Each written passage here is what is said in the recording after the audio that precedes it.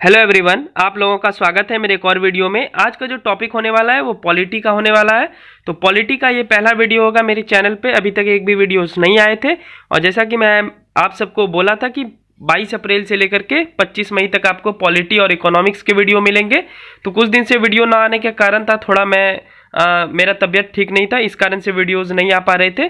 ठीक है, वापस से मैं बैक इनटू वर्क आ चुका हूँ। तो वापस से मैं आज से आप सबको पॉलिटी से पढ़ाऊंगा और इकोनॉमिक्स का भी वीडियो कल आपको मिलेगा। ठीक है, तो अभी फिलहाल एक महीने में हम सब इकोनॉमिक्स और पॉलिटी के जितने भी प्रश्न बनते हैं, जितने भी तथ्य बनते हैं प्रीलिम्स पॉइंट ऑफ व्यू से, वो हम सब डिस्कस कर लेंगे। आप एक बार अगर पूरा वीडियो देखेंगे तो आपको खुद ब खुद समझ में आ जाएगी कि एक भी पॉइंट को छोड़ा नहीं गया है। ठीक है, बाकी मैं आपको बता चुका हूँ बुक लिस्ट के बारे में, आपको कैसे पढ़ना है ये भी मैं बता चुका हूँ, तो आप उसके अनुसार फॉलो कर सकते हैं। ठीक है, फिलहाल आज से हम सब शुरू करते हैं टॉपिक 1 पॉलिटी का। तो चैप्टर 1 में मैंने लिया है ऐतिहासिक पृष्ठभूमि, यहीं से शुरुआत होता है। देखिए 1947 तक जब हमारा कंट्री आज़ाद हुआ 15 अगस्त 1947, उससे पहले संविधान का निर्माण हुआ।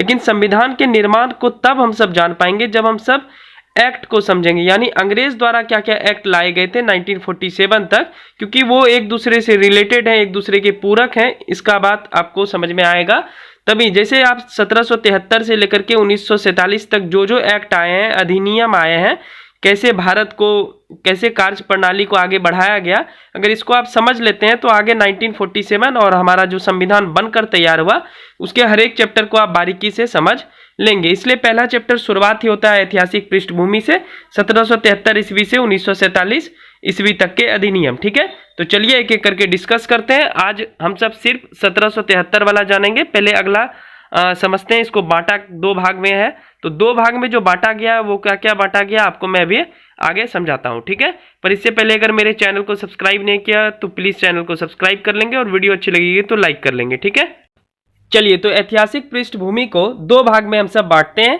ठीक है, पहला है कंपनी का शासन, जो कि 1773 ईस्वी से 1858 तक चलेगा। कंपनी का शासन का मतलब हो गया, आप सबको पता है 1600 ईस्वी में ईस्ट इंडिया कंपनी की स्थापना हुई और वहाँ की महारानी जो थी उन्होंने 15 साल के लिए पूर्व में व्यापार करने के लिए उस कंपनी को भेजा गया।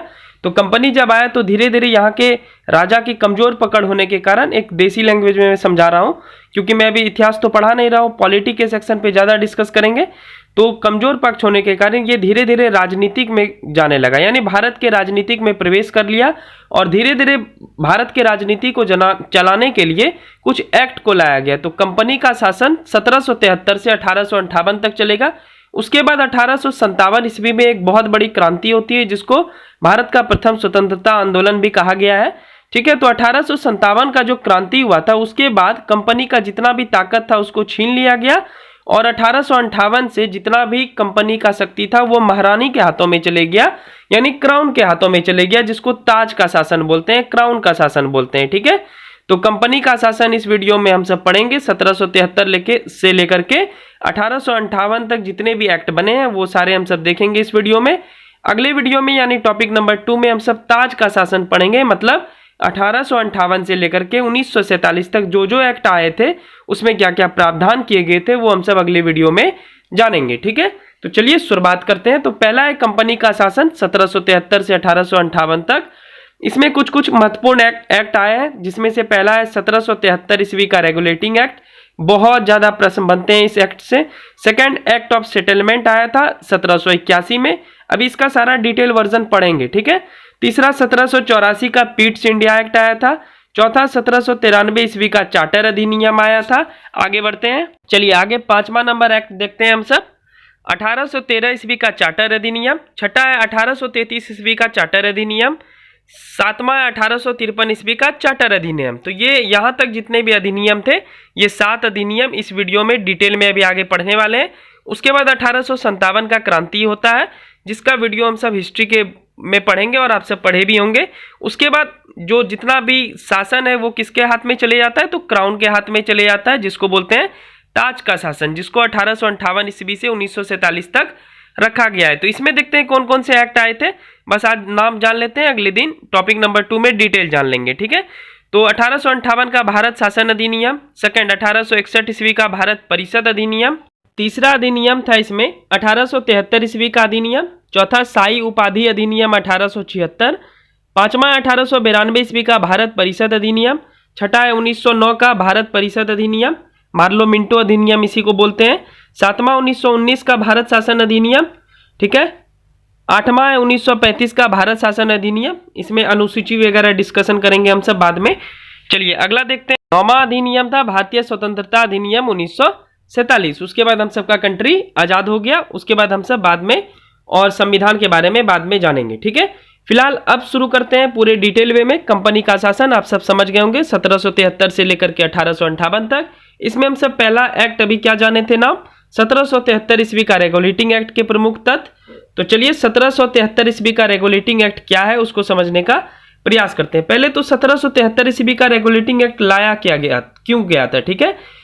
इसका महत्व क्या था, तो कार्यों को नियमित और नियंत्रित करने की दिशा में ब्रिटिश का यह पहला कदम था। भारत में कैसे नियमित रूप से नियंत्रित रूप से कार्य को चलाया जाए, इसके लिए 1773 ईस्वी का एक्ट लाया गया था। दूसरा पॉइंट है 1773 के एक्ट का महत्व, कंपनी के प्रशासनिक और राजनीतिक कार्यों को मान्यता मिली, ठीक है। कंपनी तो व्यापार करने के लिए आया था, लेकिन चूंकि वो राजनीतिक कार्यों में दखल देने लगा तो उसको मान्यता मिलने लगा। तीसरा, भारत में केंद्रीय प्रशासन की नींव पड़ी, मतलब ब्रिटिश का नींव पड़ना शुरू हो गया। अब इस कंपनी में इस एक्ट में यानी 1773 के एक्ट की विशेषता क्या थी, ठीक है, जहां से प्रश्न बनते ही बनते हैं। तो पहला नंबर, बंगाल के गवर्नर को बंगाल का गवर्नर जनरल कहा जाने लगा। पहला बंगाल का governor general Lord Warren Hasting थे, ठीक है। आगे बढ़ते हैं। दूसरा पॉइंट था 1773 के एक्ट्स का कि मद्रास एवं बंबई के गवर्नर बंगाल के गवर्नर जनरल के अधीन हो गए। एक्चुअली में बंगाल बार बार क्यों आ रहा है, इसका एक ही कारण है कि बंगाल एक मुख्य स्थान था अंग्रेज का, ठीक है, जहां से मुख्य रूप से व्यापार किया जाता था गंगा नदी के द्वारा, ठीक है। तो मद्रास और बंबई के गवर्नर को बंगाल के गवर्नर जनरल के अधीन कर दिया गया, मतलब सारा शक्ति। तीसरा नंबर है 1774 में कलकत्ता में एक उच्चतम न्यायालय का गठन किया गया। तो एक बहुत अच्छा क्वेश्चन पूछता है कि किस एक्ट के तहत कलकत्ता में 1774 ईस्वी में उच्चतम न्यायालय का गठन किया गया, तो 1773 ईस्वी का रेगुलेटिंग एक्ट आप जवाब देंगे, जिसमें एक मुख्य न्यायाधीश और 3 अन्य न्यायाधीशों की नियुक्ति हुई, जिसमें प्रथम मुख्य न्यायाधीश कौन थे, सर एलिजा एम्पे, ठीक है। 3 अन्य न्यायाधीश भी थे, चैम्बर्स, लिमेंस्टर और हाइड। चौथा नंबर है कंपनी के कर्मचारियों को निजी व्यापार करने तथा भारतीय लोगों से उपहार व रिश्वत लेना बंद करना पड़ा, ठीक है। कंपनी का जितना भी कर्मचारी था, जो भी ईस्ट इंडिया कंपनी के कर्मचारी होंगे, उनको प्राइवेटली व्यापार नहीं करना है। कंपनी की तरफ से आप व्यापार कर सकते हैं, पर निजी व्यापार पर्सनली जाकर कुछ सामान बेचना, इस पे रोक लगा दी गई। भारतीयों से उपहार व रिश्वत लेना बंद कर दिया गया, कोई रिश्वत लेकर के काम करवाए वो लेना नहीं है, ठीक है। चलिए आगे बढ़ते हैं। पांचवा विशेषता से 1773 के एक्ट का ब्रिटिश सरकार का कोर्ट ऑफ डायरेक्टर्स कंपनी की गवर्निंग बॉडी थी, ठीक है, के माध्यम से नियंत्रित स्थापित किया गया। कोर्ट ऑफ डायरेक्टर नियंत्रित स्थापित करता था, जिसका कार्य क्या था, भारत में राजस्व, नागरिक, सैन्य मामलों की जानकारी ब्रिटिश सरकार को देना। तो ये कोर्ट ऑफ डायरेक्टर्स जो थे ये ब्रिटिश सरकार को जानकारी देते थे भारत में राजस्व, नागरिक और सैन्य मामले का, ठीक है। उसके बाद सेकेंड एक्ट आया, एक्ट ऑफ सेटलमेंट 1781। इसमें 2 मुख्य रूप से काम हुआ था। तो पहला तो 1773 ईस्वी में जो भी कमी था उसको दूर करने के लिए इसको लाया गया था। दूसरा, कलकत्ता सरकार को बंगाल, बिहार और उड़ीसा के लिए विधि बनाने का अधिकार दिया गया। तो इसमें डायरेक्ट सब क्वेश्चन आते हैं कि कलकत्ता सरकार को बंगाल, बिहार और उड़ीसा में विधि बनाने का अधिकार किस एक्ट के तहत दिया गया था, तो एक्ट ऑफ सेटलमेंट 1781। और ये भी आप याद रखेंगे, एक्ट ऑफ सेटलमेंट कब आया था, 1781, क्योंकि बीपीएससी ऐसा क्वेश्चन पूछती है कि निम्नलिखित में से एक्ट कौन से ईस्वी में आया था, ठीक है। तो ये सब भी पूछा जा सकता है। चलिए आगे बढ़ते हैं हम सब। चलिए तीसरा एक्ट अब हम सब देखते हैं, जो कि बहुत इंपॉर्टेंट है, 1774 का पीट्स इंडिया एक्ट, ठीक है। तो इसमें पहला क्या हुआ था, कंपनी के राजनीतिक और वाणिज्यिक कार्य को अलग कर दिया गया। वाणिज्य का मतलब हो गया व्यापारिक कार्य को अलग कर दिया गया। सेकेंड है वाणिज्य कार्य यानी व्यापारिक मामलों के अधीक्षण की नियुक्ति निदेशक मंडल करता था। वहीं राजनीतिक मामलों के लिए एक निकाय नियंत्रण बोर्ड यानी बोर्ड ऑफ कंट्रोल का गठन किया गया। यानी व्यापार को अलग कर दिया गया और राजनीतिक को अलग कर दिया गया। कौन से एक्ट में, 1784 का पीट्स इंडिया एक्ट, ठीक है, जिसमें निदेशक मंडल क्या करता था, व्यापारिक मामला देखता था, और बोर्ड ऑफ कंट्रोल क्या देखता था, वो राजनीतिक मामला देखता था, ठीक है। यहीं से इस एक्ट में द्वैत शासन की व्यवस्था शुरू हुई। द्वैत शासन का मतलब क्या होता है, 2 टाइप से बांट देना शासन को, उसी को द्वैत शासन बोला जाता है, ठीक है। तो हमारे यहाँ भी लोकसभा राज्यसभा है, तो यहाँ पे भी तो द्वैत शासन है, जैसे केंद्र और राज्य द्वैत शासन है कि नहीं है, तो उसी को बोलते हैं, ठीक है। आगे बढ़ते हैं। तीसरा पॉइंट था आपका नियंत्रण बोर्ड की शक्ति, भारत में सभी नागरिक, सैन्य, सरकार व राजस्व गतिविधियों का नियंत्रण। ठीक है, तो जो भी बोर्ड ऑफ कंट्रोलर था उसके पास शक्ति मिल गया क्या, भारत के सभी नागरिक का, सैन्य, सरकार व राजस्व गतिविधि का। ठीक है, दो अन्य महत्वपूर्ण कारण थे इस एक्ट के, पिट्स इंडिया एक्ट के। पहला था भारत में कंपनी के अधीन क्षेत्र को पहली बार ब्रिटिश आधिपत्य क्षेत्र कहा गया, यानी जो जो क्षेत्र में कंपनी शासन कर रही है उसको ब्रिटिश आधिपत्य क्षेत्र कहा गया।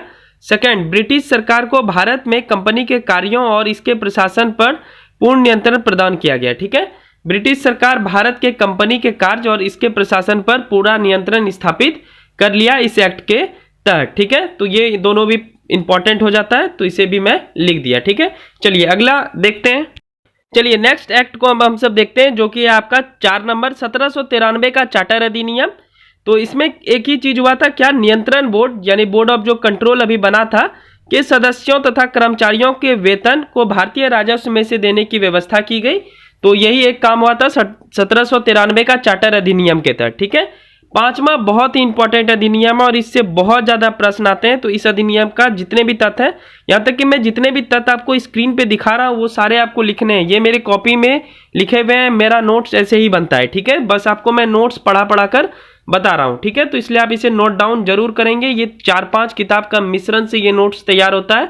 ठीक है, ये मैं कोई झूठ बात नहीं बोल रहा हूँ। ठीक है, तो आप सबके लिए ही मैं इतनी मेहनत करता हूँ, तो प्लीज लाइक और चैनल को सब्सक्राइब कर देंगे। चलिए 1813 ईस्वी का चार्टर अधिनियम। पहला, कंपनी के भारत के साथ व्यापार करने का एकाधिकार को छीन लिया गया, यानी कंपनी जो भारत में व्यापार करती थी वो एकाधिकार व्यापार करता था, अकेले कंपनी ही व्यापार करती थी, तो इसके अधिकार को छीन लिया गया। कंपनी को सिर्फ चीन तथा पूर्वी देशों से चाय व्यापार करने का अधिकार प्राप्त था, यानी कंपनी एकाधारिक रूप से चीन के साथ और पूर्वी देश मतलब भारत, चाइना, इंडोनेशिया, मलेशिया वगैरह जितने भी कंट्री हैं उनके साथ चाय का सिर्फ व्यापार कर सकता है और चीन के साथ व्यापार कर सकता है। आगे बढ़ते हैं। तीसरा पॉइंट जो है, कुछ सीमाओं के अधीन ब्रिटिश नागरिकों के लिए व्यापार खोल दिया गया। चौथा है, 1813 से ईसाई पादरियों को भारत आने की अनुमति मिली। जो प्रीस्ट होते हैं, जैसे हम सबके यहाँ पुजारी होते हैं, उसी तरह ईसाई के पादरी होते हैं, तो उनको भारत आने की अनुमति 1813 के एक्ट में दिया गया। चलिए यहां से अब देखते हैं 6 नंबर 1833 ईस्वी का चार्टर अधिनियम। तो ये 13, 33 और 53 बहुत ही महत्वपूर्ण है, इससे प्रश्न हर एक बार पूछा जाता है, तो ध्यानपूर्वक आप पढ़ेंगे। तो पहला, बंगाल के गवर्नर जनरल को भारत का गवर्नर जनरल बना दिया गया। इन्हीं में सारी सैन्य शक्तियां निहित कर दी गई और भारत के प्रथम governor general Lord William Bentinck हुए। चलिए आगे बढ़ते हैं। चलिए 1833 के कुछ और भी विशेषता देखते हैं। तो सेकंड, मद्रास और बंबई के गवर्नर की विधायिका संबंधी शक्ति से वंचित कर दिया गया। सारा शक्ति भारत के गवर्नर जनरल को मिल गया था। और ये आपको जो मैं फैक्ट्स बता रहा हूँ ये सब आपको याद रखना है, तो बार बार आपको प्रैक्टिस करनी होगी, तभी आप इसे याद रख सकते हैं। ठीक है, क्योंकि कौन सा तथ्य कौन से एक्ट में है इसको याद करने के लिए आपको पहले तो कॉपी में नोट्स बनाना चाहिए और बार बार उसका रिवीजन करेंगे तो आप याद कर लेंगे। ठीक है, तीसरा है, पहले बनाए गए कानून को नियामत कानून कहा जाता था, लेकिन इस एक्ट के तहत 1833 के एक्ट के तहत नए कानून के तहत बने कानूनों को एक्ट या अधिनियम कहा जाने लगा। ठीक है, चौथा, ईस्ट इंडिया कंपनी व्यापारिक निकाय के रूप में न होकर प्रशासनिक निकाय बन गई। ठीक है, व्यापार तो पहले करती थी, पर अब इस एक्ट के तहत प्रशासनिक निकाय बना दी गई ईस्ट इंडिया कंपनी को, मतलब वो प्रशासन भी देखेगी, राजनीति भी देखेगी, सब कुछ करेगी। ठीक है, चलिए आगे बढ़ते हैं। चलिए इस एक्ट की कुछ और विशेषता जानते हैं। 5वां नंबर है, इस एक्ट में सिविल सेवकों के चयन के लिए खुली प्रतियोगिता का आयोजन शुरू हुआ। देखिए यूपीएससी जो प्रतियोगिता होता है उसके चयन की प्रक्रिया इसी एक्ट में शुरू हुई थी 1833 का एक्ट में। बाद में कोर्ट ऑफ डायरेक्टर्स के विरोध के कारण इसे बंद कर दिया गया। 6 नंबर, दास प्रथा को विधि विरुद्ध घोषित किया गया और 1843 ईस्वी में इसे हटा दिया गया। 7वां, भारतीय कानूनों को वर्गीकरण करने के लिए एक विधि आयोग का गठन हुआ और 1834 में मैकाले की अध्यक्षता में प्रथम विधि आयोग का गठन किया गया। ये ईस्वी और नाम जरूर आप याद रखेंगे। प्रथम विधि आयोग का गठन 1834 मैकाले की अध्यक्षता में हुआ था। ठीक है, तो डायरेक्ट ऐसा भी प्रश्न आ सकता है, मैकाले समिति का संबंध किससे, तो प्रथम विधि आयोग के गठन से। ठीक है, चलिए आगे बढ़ते हैं। चलिए 1857 से पहले का आखिरी एक्ट देखते हैं हम सब। 7वां 1853 का चार्टर अधिनियम। तो पहला है, पहली बार गवर्नर जनरल की परिषद के विधायी एवं प्रशासनिक कार्यों को अलग कर दिया गया। इसके तहत 6 नए पार्षद जोड़े जिसे विधान पार्षद कहा गया। तथा गवर्नर जनरल के विधान परिषद का गठन किया। ठीक है। दूसरा, सिविल सेवकों की भर्ती एवं चयन हेतु खुली प्रतियोगिता व्यवस्था का शुभारंभ किया गया। यह भारतीय नागरिकों के लिए भी खोल दी गई। मतलब वो जो प्रतियोगिता, सरकारी नौकरी की प्रतियोगिता की शुरुआत इसी एक्ट में हुई थी तो 1833 में, लेकिन आप सब देखें कि बोर्ड ऑफ डायरेक्टर्स के विरोध के कारण उसे बंद कर दिया गया।